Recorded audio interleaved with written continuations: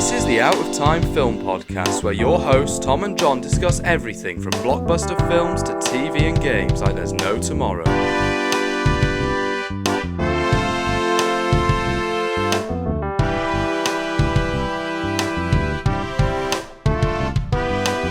Hello and welcome to the Out of Time Film Podcast. I'm Tom. I'm John. And this week we're talking about Deadpool 2. Yes, we've talked about the first one recently, so go check that out. And I was really worried that Deadpool 2, is it still going to live up the hype? I really enjoyed, it came out in 2018, and this was comic book movies at its peak, where there was so many films that were centering around big, huge events like Infinity War. And it was just so interesting to see how an R-rated, comic book movie was going to do in this space. But yeah, I had a great time watching it again. This is so much better than the first one.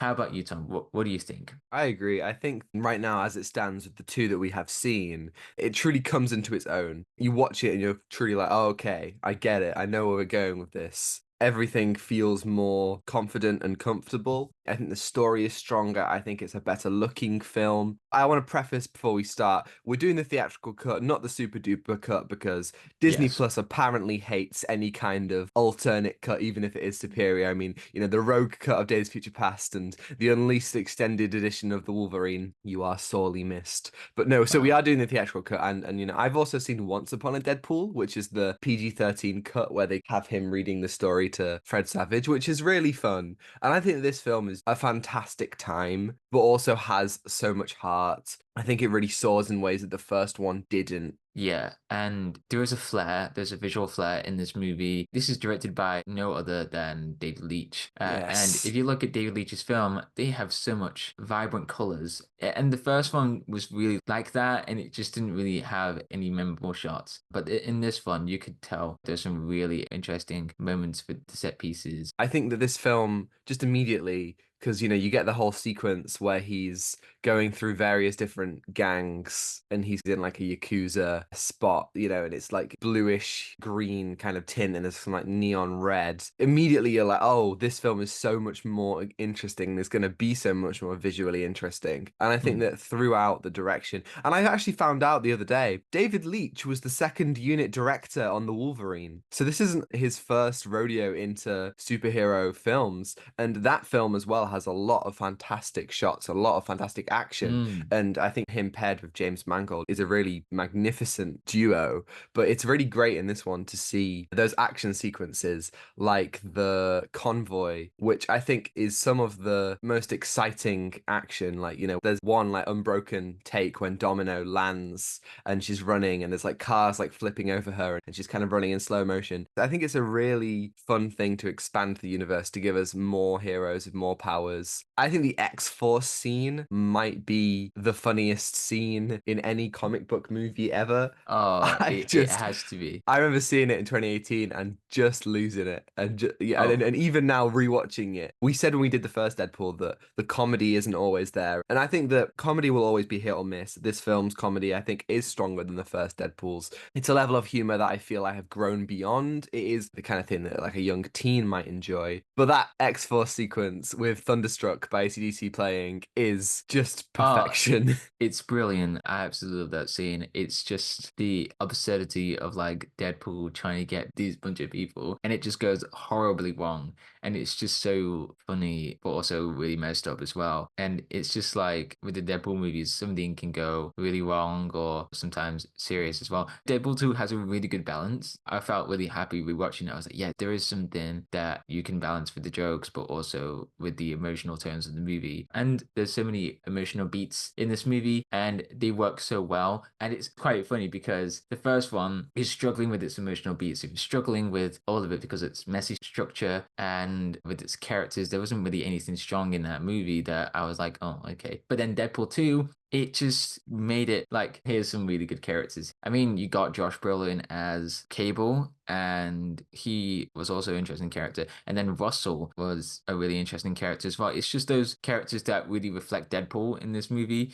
And Deadpool has a really strong character arc. But with the comedy, yeah, I agree. It was just so much better than the first one because they explored different ideas of comedy in this one, like maybe slapstick comedy or the dirty jokes from the first one, continue that. But it just felt like they had something with the comedy and it just continued to, like, if you look at Bullet Train, for example, they continuously push forward the comedy and never stop going with it. It's just so chaotic, this movie. Yeah, there's even some fun stuff like he refers to Cable as Thanos at one point, and even for a film that came in 2018, as you said earlier, just a couple weeks after Infinity War, it's fun to have that kind of referential stuff. And, you know, I've watched the Deadpool and Wolverine trailer, which I think is a fantastic trailer, but already I'm kind of wondering how well the jokes are going to endure because they feel like they're all like, haha, we're being so edgy because we're in the MCU and we're being R-rated and that's never happened. Like, you know, it's difficult to kind of get that organic. I know that Deadpool 3 has also suffered from strikes and stuff like that. You know, obviously we'll be talking about that in a couple of weeks. But there's just so many points in this film that I just think it's not perfect, but you've really, really enhanced everything the first film gave us. And I think this film is so brilliantly paced and structured. It works well. We do get a little bit of the flashing back and forward at the beginning of the film, but it doesn't feel nearly as tiring because they just get it done with. They give you a cold open and then they go straight into the backstory behind that. We get a wonderful James Bond-esque credit scene.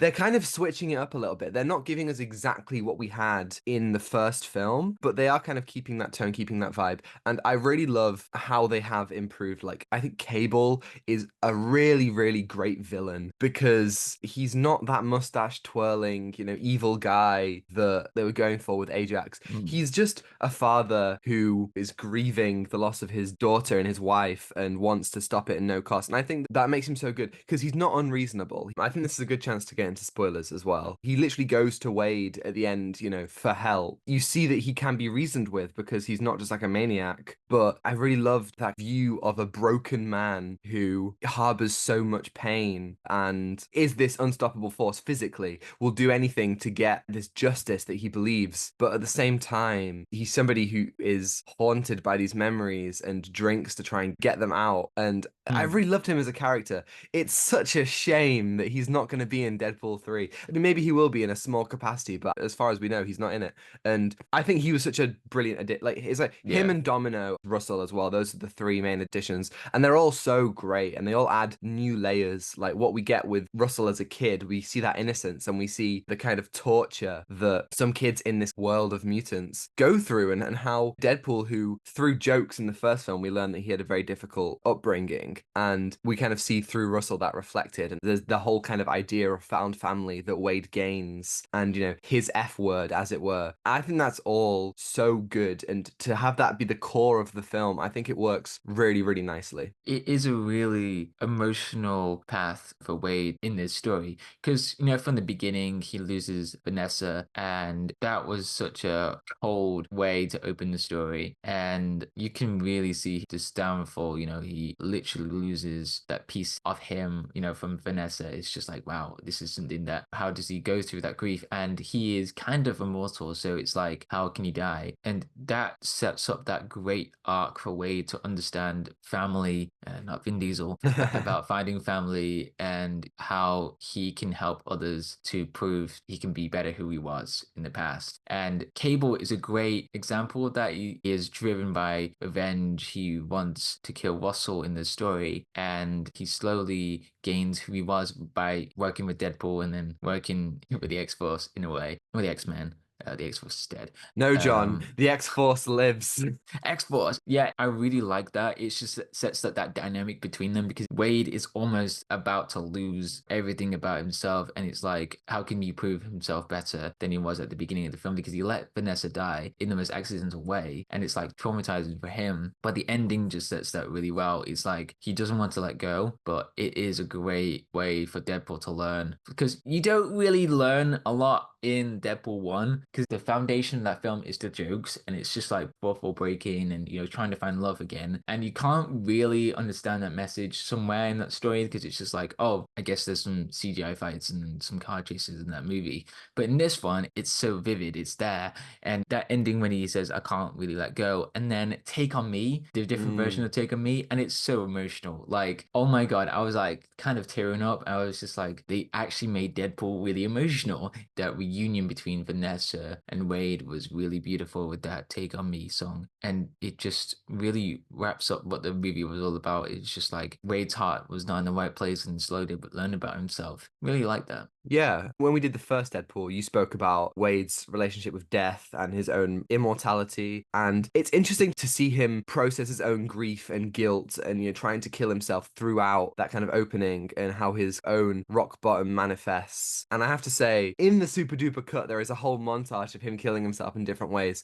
And I think it's really interesting seeing him trying to do that and how eventually the solution is just to turn off his mutation and let himself die from his cancer, from his wounds. And I find that really interesting. And in the last film, there's a couple of really great needle drops, but mainly I think the score is nothing.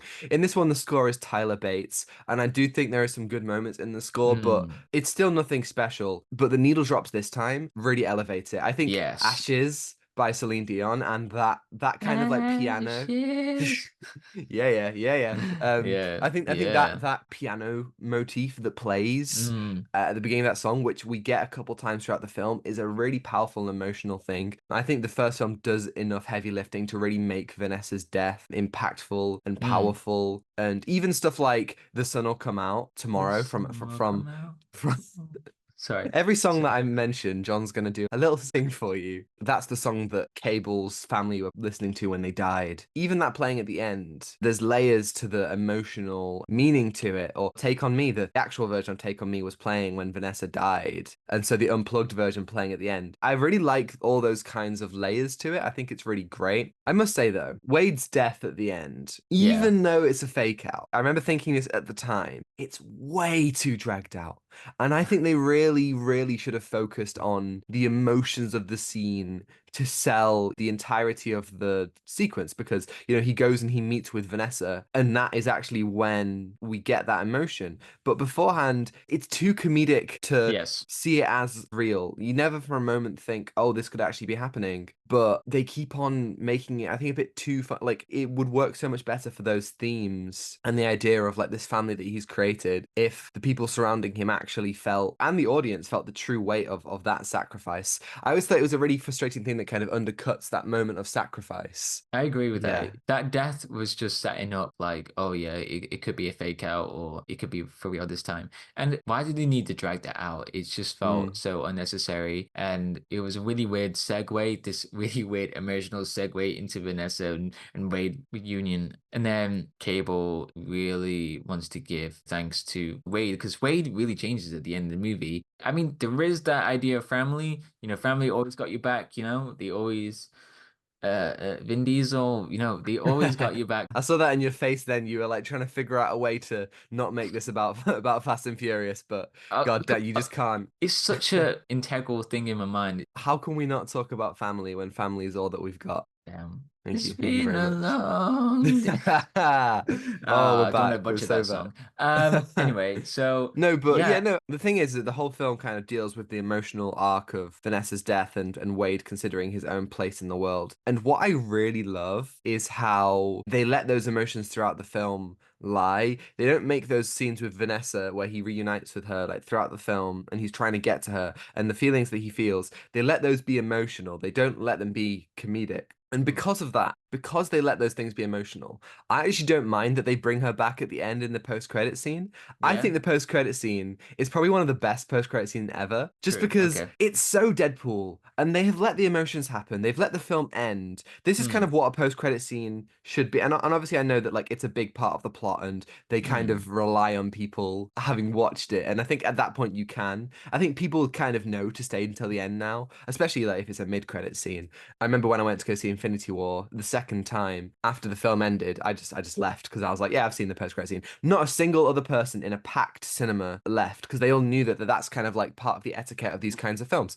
So I don't really mind that they change it and they bring Vanessa back. And that time travel sequence with "If I could turn back time" and he saves Peter. If I can turn back time. He's back. He's doing it again. I can't stop doing it. Okay, Do it's it, a John, really do bad it. thing. I would listen to that soundtrack like every day, like Mm. since the movie came out. It hasn't been every day. Well, something like that. Every But single. How many days has it been? no, not every day. When the movie came out, I was like, you know what? I'm gonna listen to the soundtrack, and there was some pretty good bangers on there. I was just listening to Tomorrow, and I'll listen to If I Can Turn Back Time, and then I'm all out of love. Yeah, fun.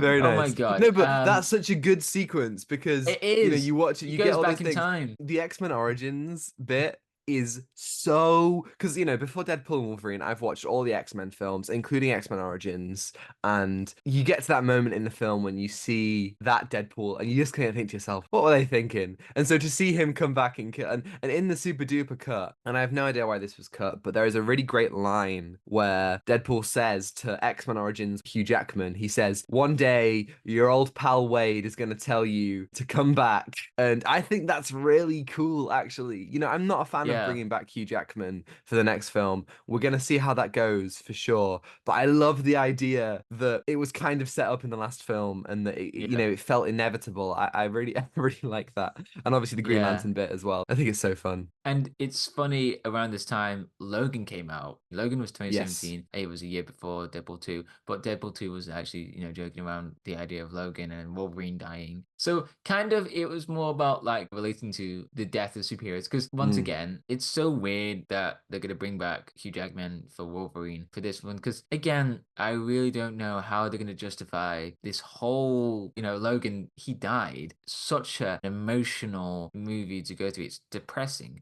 but lingers on looking back at the good old days as an X-Men and, do all of that. And such a brilliant movie. But now it's just like, oh, guys, he's back. He's back in Deadpool and Wolverine, guys.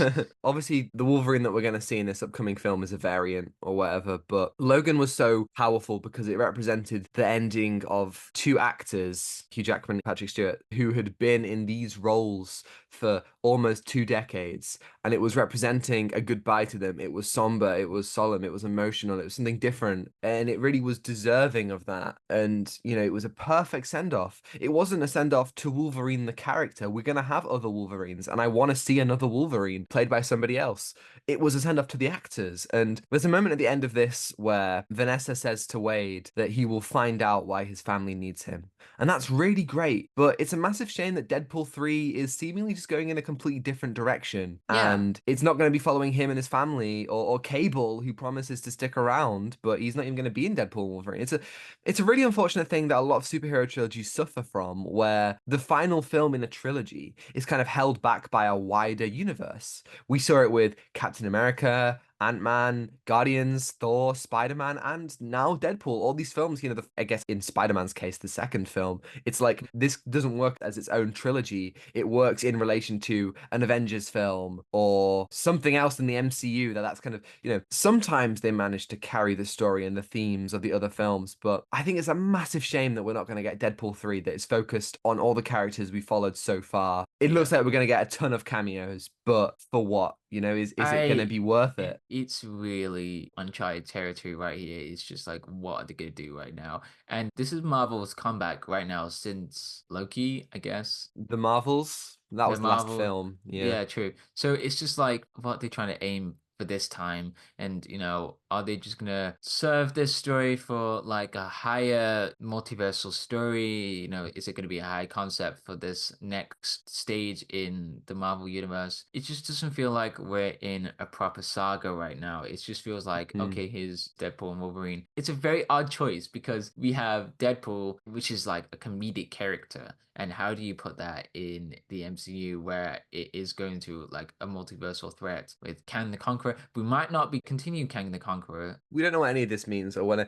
I just hope that Deadpool and Wolverine is good. I don't expect it to be as good as Deadpool 2. I'd like it for it to be as good as Deadpool 1, maybe even better. That would be lovely. Yes. But it just, none of it sits well with me, and I'm really struggling. However, I have to say, and I kind of mentioned this earlier, but the trailer for Deadpool and Wolverine is fantastic. Not because of the jokes or because of the visuals, but the editing of that trailer and using Madonna's Like a Prayer. It's fantastic. I've seen it a couple times only in the cinema, and every time you get like the kind of like organ and the life is a mist. I'm just like, yes. Yeah, just like a prayer, I'll take it. I'm just like dancing along, like, yeah, like, what can I say? The marketing has worked on me. It makes me so much more hopeful for this film because I think it is a really good and well put together trailer. Yes. I just really hope, we're going to be covering it on the pod in 2 weeks' time, and I'm just really hopeful this is a great film because I don't have the energy for anything other than that. Yeah, I might just be tired. Yeah, but let's get back to Deadpool 2. So Deadpool 2, Yeah. I think this is one of my big R-rated movies I've seen on the big screen. And it was just like really exciting for me because all the things I've heard about Deadpool, and I was like, okay, I want to watch this. And it was so different for me. It was just like at that time when I was watching John Wick and having that audience who were just losing it in the cinema is just a great experience. And I really miss that. I'm hoping maybe Deadpool and Wolverine might bring back that excitement to watch comedies again. Yeah, like, I'm currently unemployed. So I have all, on the day that Deadpool Wolverine comes out, I have all day. I could see it whatever time I want. But specifically, I think I'm going to wait until the evening because I think I will have a better experience if I'm there with a bunch of people. Just like something like The Batman or No Way Home. I'm thinking about, recent big films that I really enjoyed to see with an audience. And that's always so valuable. But yeah, I don't know if it will be as good as Deadpool 2. I think this film it's not perfect. The jokes don't always land. The fake out death isn't ready for me. I think the CGI is a bit shaky at times, but it does go for that wider scope than the first film. Obviously, allegedly, that's why Tim Miller left as director. But I think it basically does everything it needs to do and everything it wanted to do really, really well. And for that, I would be grateful. What are you going to give Deadpool 2 out of 10? I'm giving it an 8 out of 10. I thought this is so much better. It just had a structure.